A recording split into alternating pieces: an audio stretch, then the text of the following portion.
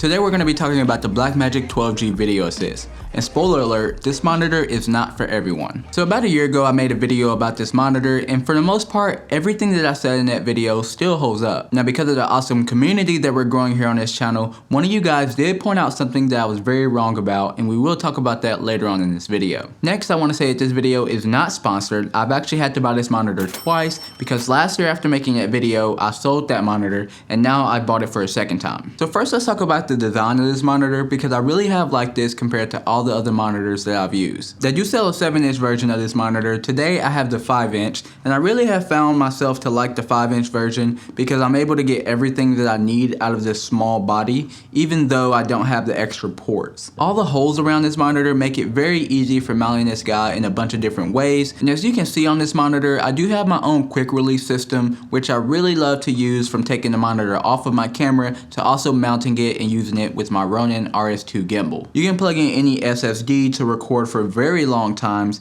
using the internal recorder on this monitor. Now not only did Blackmagic do a fantastic job with the ergonomics of the monitor, but when you dive into the monitor settings, you can see that there are also a lot of things that are very helpful for shooting video. Now I'm not going to go over everything, but I am going to touch on a few of my key features that I use every single day when shooting with this monitor. Now the first thing that I've been really into lately is false color. In the past I've really had a tough issue exposing S-Log3 and S-Log2 footage, so being able to use false color on this monitor, I'm able to get my skin tones exactly where I need them to be as far as exposure goes. So I would say 50% of the time I am only using false color on this monitor. Now I would say the other 40% goes to using 3D LUTs on this monitor. Now like I said before, whenever you're out in the field, it can be quite difficult to expose or even set the correct white balance when using all these different flat picture profiles. So for me, I found it incredibly helpful to install my own personal LUTs on this monitor, and then I view them as I'm shooting out in the field to know kinda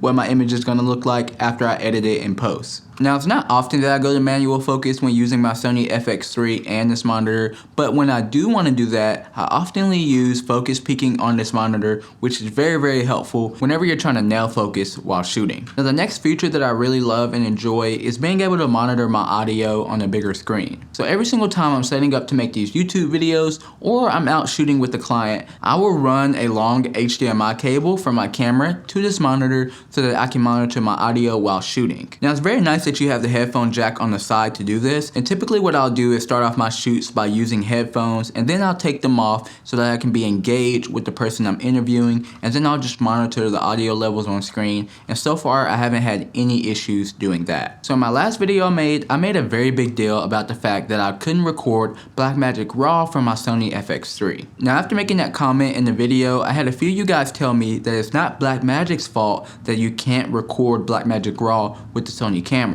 Now I could be wrong, but from my understanding, it's actually Sony's fault for not giving Blackmagic the information that they need to make this available to their cameras. So hopefully this is something that we'll see in the future, but something that I also learned since making the last video is that ProRes is actually a very good codec to work with. If you're editing on any MacBook that doesn't have the new M1 chip in it, then chances are your computer is going to handle ProRes a lot better than all the other codecs available. Now the reason for that is because ProRes is actually made to work very well with Apple devices. However, I found a lot of other use cases where recording into this monitor is very helpful. So if you're doing any type of camera tutorials or you're recording from your iPhone, I've actually ran an HDMI cable to this monitor from those devices to either record the screen of my camera while I'm doing the tutorial, or I've also used it paired with Filmic Pro and recorded ProRes on this monitor. Now that was when I was using an older phone. The new phones, however, have internal ProRes, and so you really don't need anything like this for something like that. So typically I will power this monitor with one battery, and then on the other side I'll include a dummy battery which I run to a D-tap battery. Now doing it this way will give me a full day of shooting where I don't have to worry about the battery dying on this monitor. Now if I wasn't doing it this way and I was just using the batteries on this monitor,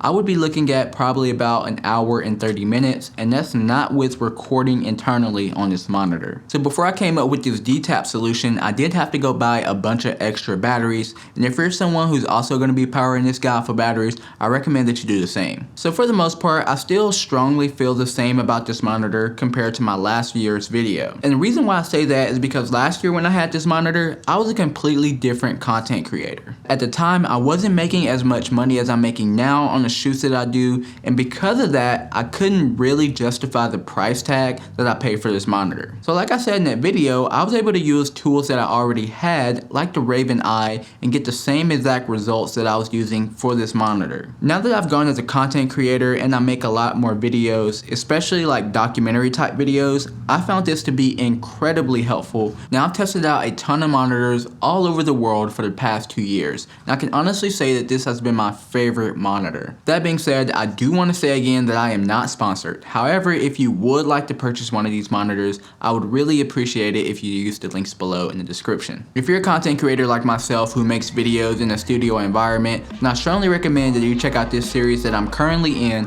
where I upgrade my studio in 2022.